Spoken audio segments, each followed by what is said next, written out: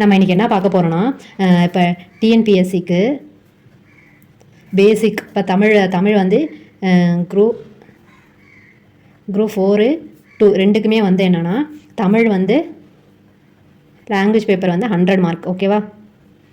100 marks. இந்த 100 மார்க்ஸ்க்கு என்னென்ன புக்கெல்லாம் நம்மளுக்கு தேவை, மெட்டீரியல் வந்து என்னென்ன கரெக்டாக வச்சுக்கணும் அப்படின்னா, first 6th to 12th new book வந்து கண்டிப்பாக வேணும். ஓகேங்களா? நியூ புக் வந்து 6th to 10th new book கண்டிப்பாக வேணும். அதுக்கப்புறம் ஓல்டு புக் வந்து 6th to 10th இது வந்து ஓல்டு புக்கு உங்களால் முடிஞ்சால் வாங்கிக்கலாம். அப்படி ஓல்டு புக் வந்து மோஸ்ட்லி சும்மா ஒரு 2 தடவை ரீட் பண்ணாலே போதும். அப்படி இல்லைனா நோட்ஸ் கூட நீங்கள் எடுத்து வச்சுக்கலாம்.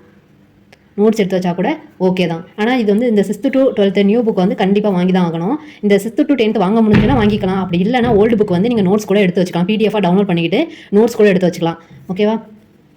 அதுக்கப்புறம் போன லாஸ்ட் எக்ஸாம் பார்த்தீங்கன்னா, முன்னாடிலாம் வந்து 6th to 12th புக்கு, அதாவது தமிழ் புக்கில் மட்டும் தான் கேட்பாங்க. ஆனால் லாஸ்ட் எக்ஸாம்லாம் வந்து 12th சிறப்பு தமிழ் புக் இருக்குல்ல, சிறப்பு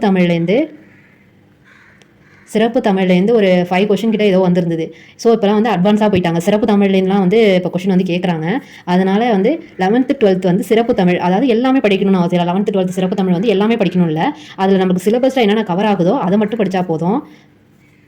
சிறப்பு தமிழ் இதுவுமே நீங்கள் வந்து நோட்ஸ் எடுத்தாலுமே ஓகே தான். நோட்ஸ் எடுத்தால் ரொம்ப நல்லது. புக்ஸ் வாங்கி கிடைக்கிற புக்ஸ் அப்படின்னாலும் புக்ஸ் வாங்கி வச்சுக்கலாம், ஒன்றும் பிரச்சனை இல்லை.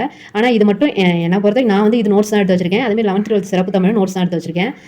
இது வந்து 6th 12th வந்து நியூ புக் வந்து ஆனால் கண்டிப்பாக புக்கு வாங்கி தான் ஆகணும், வேறு வழி இல்லை.